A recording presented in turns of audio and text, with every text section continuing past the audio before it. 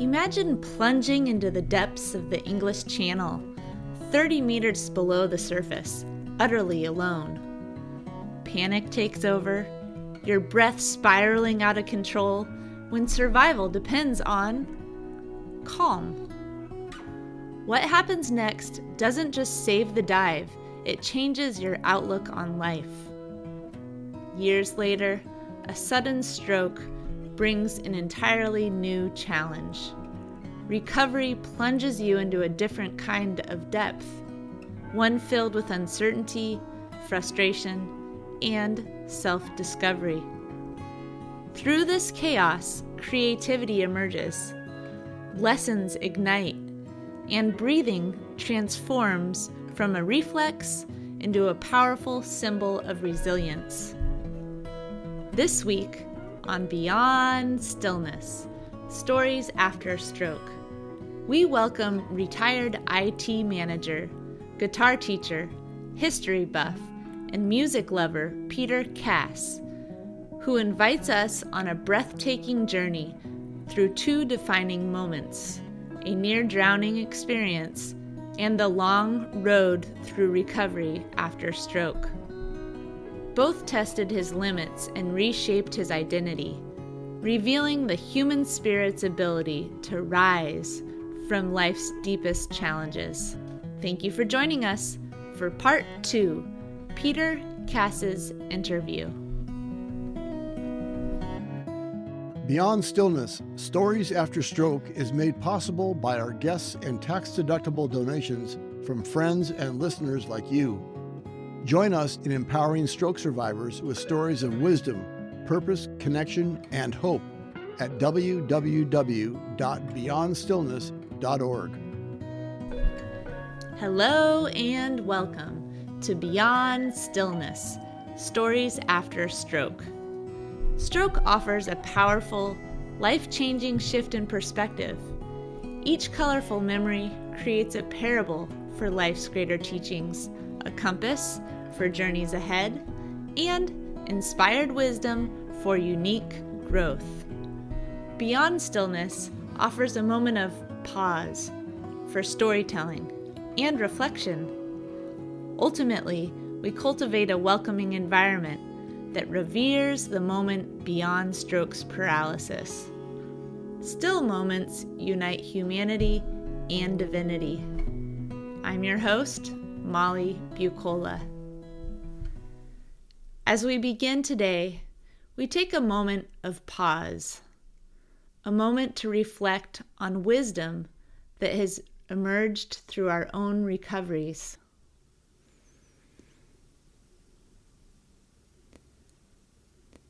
And we give thanks. Now, Peter Cass's interview. Peter, thank you for sharing your story.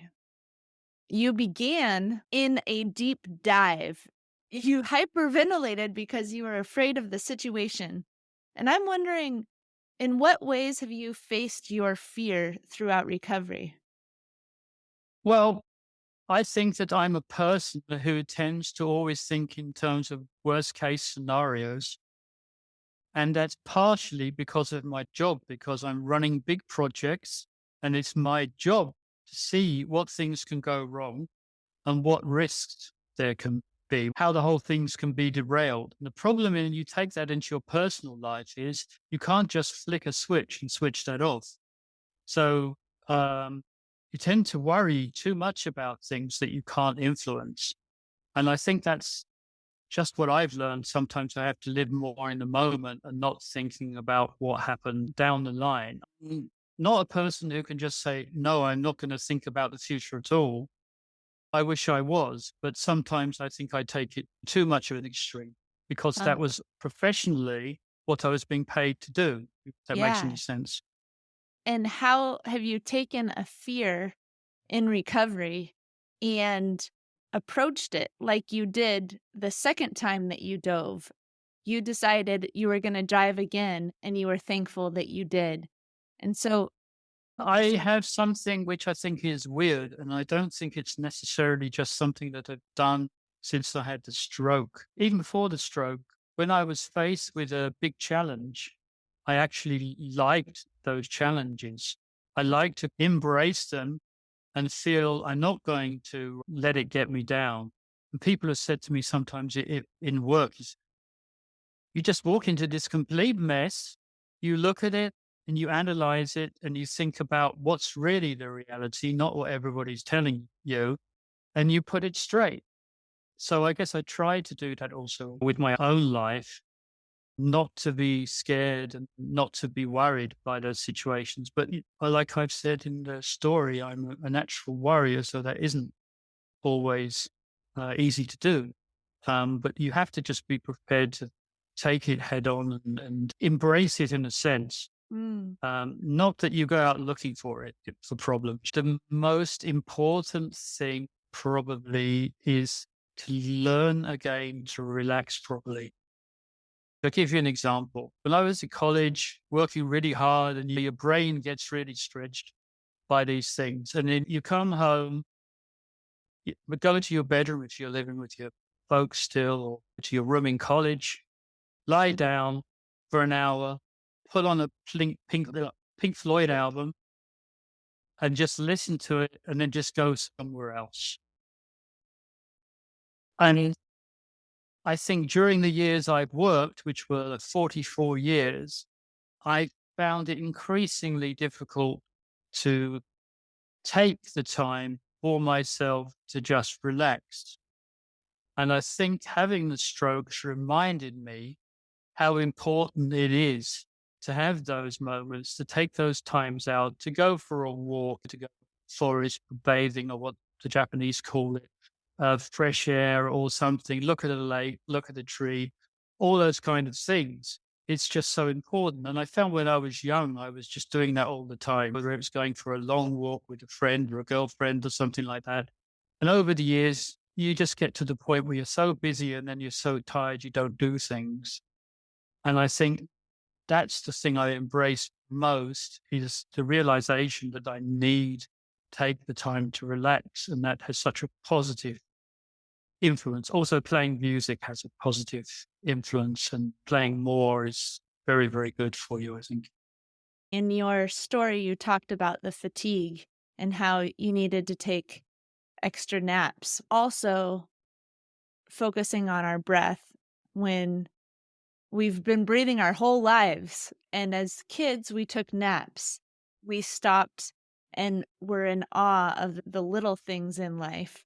Now you're saying you were forced to do that, but you're embracing it. I can't remember it, and I'm not trying to be religious, but there is a verse in the Bible about like that being as a child.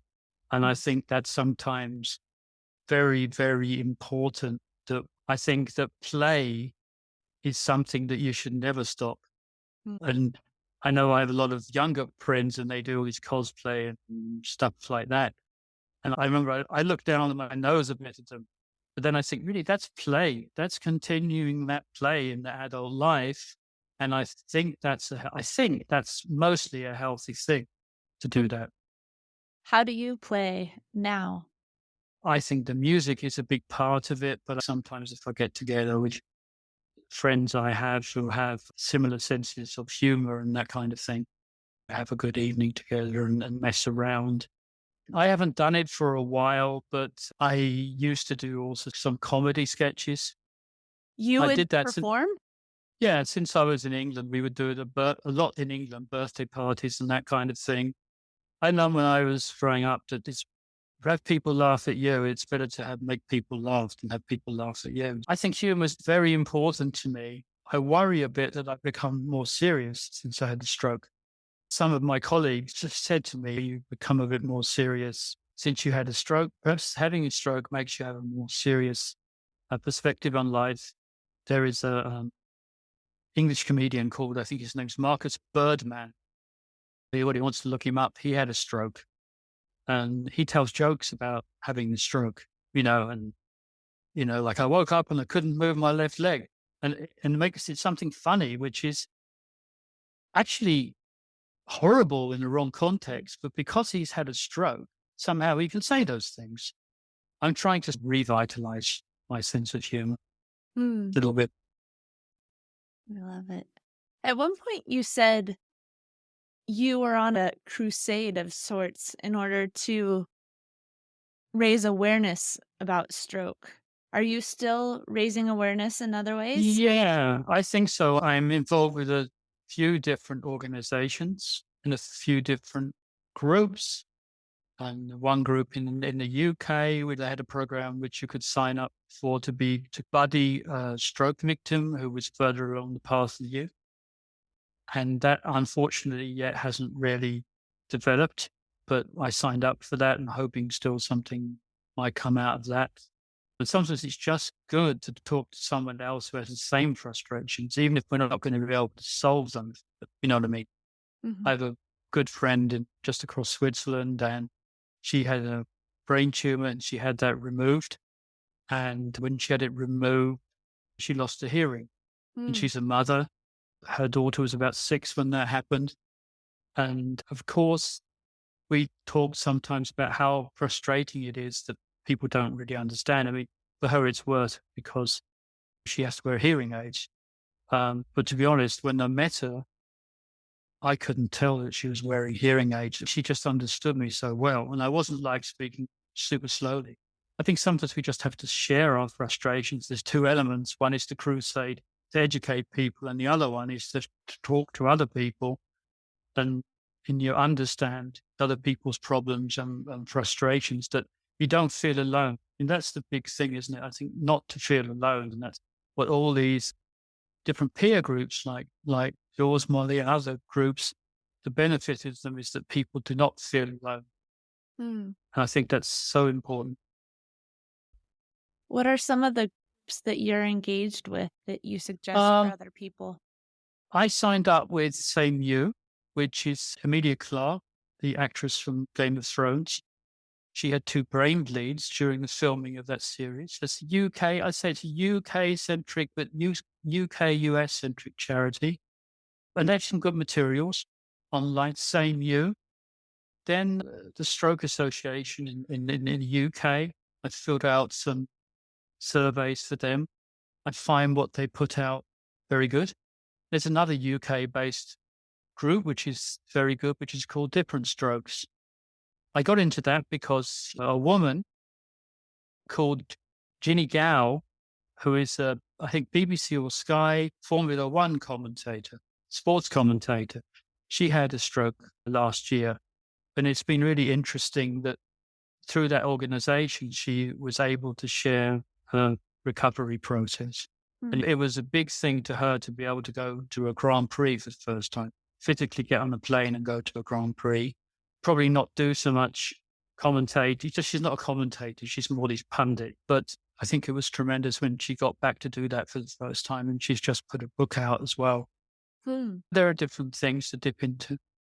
Yeah, like you said, it goes back to sharing your experience, but also learning from others who are going through the experience. Stroke affects people from different economic backgrounds, from different cultures, and it's a space where we can share and connect in a very human way. Yeah, absolutely. I mean, I'm in contact with someone who lives in South Los Angeles, and he's Hispanic, and he shares his story. And to walk 5 minutes along the road, to be able to do that was an incredible achievement for him. And the only thing we have in common probably is that we both had strokes, and his was much more serious, a stroke or a brain bleed or a combination of both. I can't remember, but you realize I'm fortunate enough to, in a way, to be in a whole different level.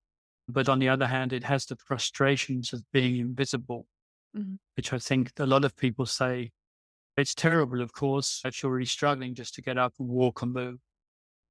I have a friend in Scotland who's a musician and he can't use his left arm. And he's reinvented a way, played a guitar with just his right hand doing tapping technique.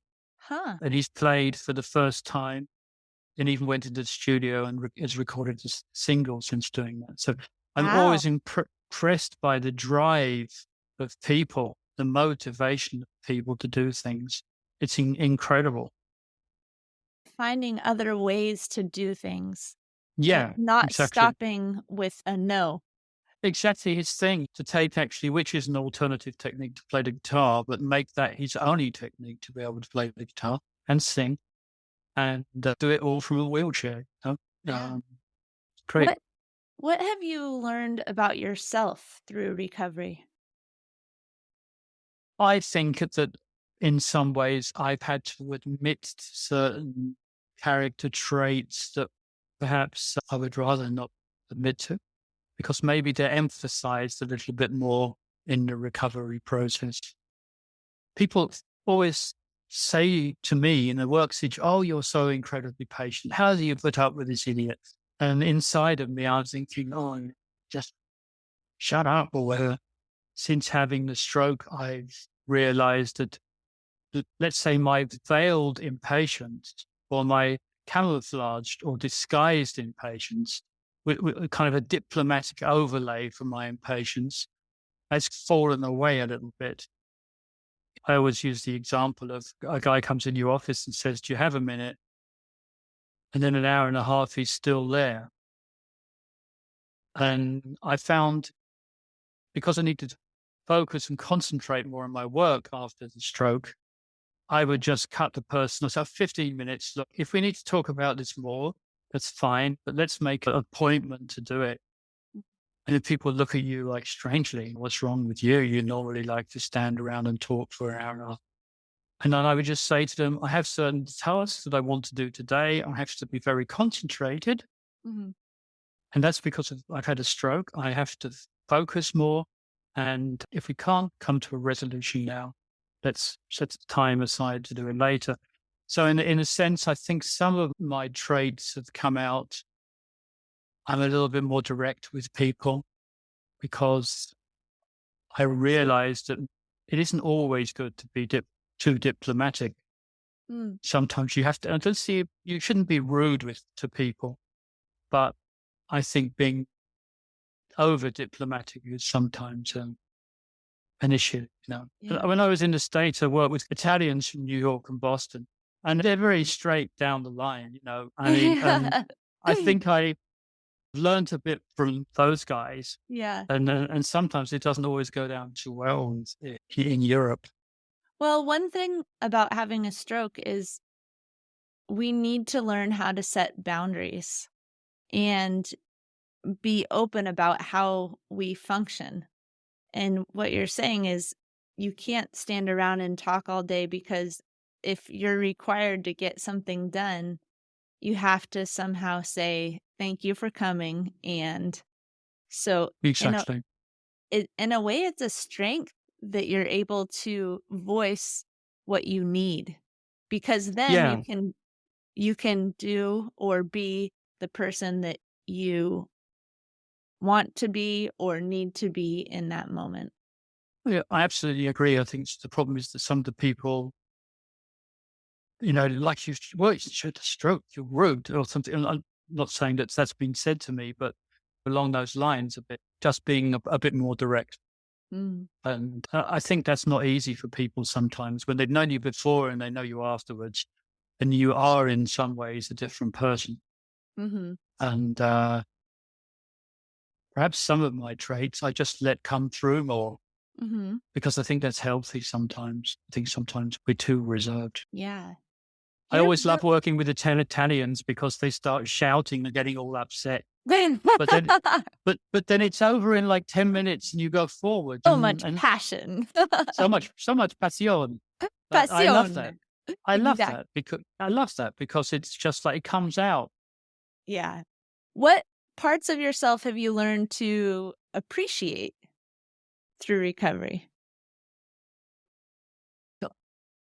This might sound a bit strange, and but I think it's a genuine answer to your question. I think one thing is good with me. I'm very highly organized. Mm. Um, Even if I was late for the first call, yeah. Um, um, I'm very highly organized and always have been, and that's also been part of my professional life.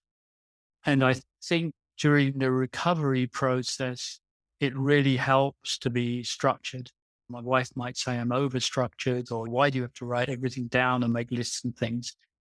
But I think that's really helpful because I think during that recovery process, it's so easy to get stressed or be very anxious about something and forget the straight line forward that you Mm, should be on. And I think so that's something I appreciate in myself, that I'm organized and structured in the way I do things. yeah. And I think that's benefited me in the recovery process. Yeah. I know I should be doing certain things. That's the only one that comes to mind. And you Mm. asked that question. I think you have a lot of strengths, actually. After talking with you for the past 7 weeks or so, there are many, many that come out. And so, Peter, if you could talk to yourself in that first year of recovery, what would you say to yourself? Give yourself more time before you really say, I can jump back in saddle and whatever, because I jumped back in the saddle and it was a rough ride. Now, I'm not saying that's necessarily bad, but I think people don't understand, the medical profession doesn't really understand how stressful it is after you've had a stroke to go back into a work situation. I can remember the first day back. So I would say to myself, give yourself more time. I remember the first day back, I was just looking at my fitness watch and seeing what my pulse was and whatever. And after about 4 hours, I went home. Mm, And because everybody was coming into the office because it was my first day back, and I couldn't cope with it. I just felt like I'm being treated so specially. Everybody's coming to see what's wrong with me, you know? mm, Perhaps if I'd given myself a bit more time or insisted on working at home a bit longer, then maybe it would have been an easier transition, but mm. for me and for other people. Immediately after the stroke, if you have physical symptoms, you know what those symptoms are. But I think the mental system, the parts of your brain that are affected, like the linguistic part, you're not immediately aware of those things. Yeah. And it's almost like an onion. You're peeling off the layers when you do Oh, different things. And then yeah. you discover, oh, that's interesting. Give yourself a break would probably be the thing that I'd say to myself. Yeah. Recovery is a long journey. It's a long journey. Our life has shifted, our perspective shifts, and we learn something new every day. Absolutely. Well, Peter, thank you so much. Thank you for spending time with me over the past 7 weeks or so. My pleasure. Oh, I will miss you. I will miss you too, Peter. And I can't join your meetings because it's midnight. But maybe once I will surprise you. I would love it with a nightcap on, huh? Yeah, with a nightcap in, looking like Scrooge sitting in bed in my red nightgown with my red nightcap on. Peter, thank you for sharing your insight. It's really been a joy to meet with you. Thank you. It's a pleasure. Storytelling empowers us to share our experiences in a way that invites others to reflect on their own. In closing, we offer reflection questions as an opportunity to spark dialogue with yourself, friends, family, or fellow stroke survivors. In a moment, I will read questions aloud. You can also find them written in the podcast episode description. Now, community conversation prompts. What reminds you to stop and focus on your breath each day?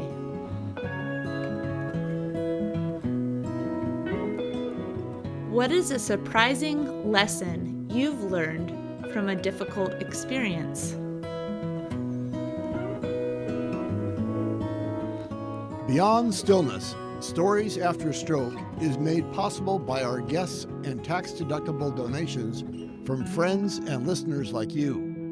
Join us in empowering stroke survivors with stories of wisdom, purpose, connection, and hope at www.beyondstillness.org. Another way to support is to like, share, or subscribe to our weekly show. Thank you for joining us for Part 2, Peter Cass's interview. For the full story, please listen to Part 1, Peter Cass's story. Each colorful memory creates a parable for life's greater teachings, a compass for journeys ahead, and inspired wisdom for unique growth. In this episode of Beyond Stillness, Stories After Stroke, Peter's remarkable journey reminds us of the power of resilience, the importance of patience, and how the simple act of breathing can ground us, guide us, and help us rise through life's deepest challenges. Remember, as part of the stroke community, you are more than supportive. You are inspirational. If this episode resonated with you, please share it with others and consider donating to Beyond Stillness, Stories After Stroke. If you are part of the stroke community and have a story you'd like to share on the show, please contact us. Email molly@beyondstillness.org.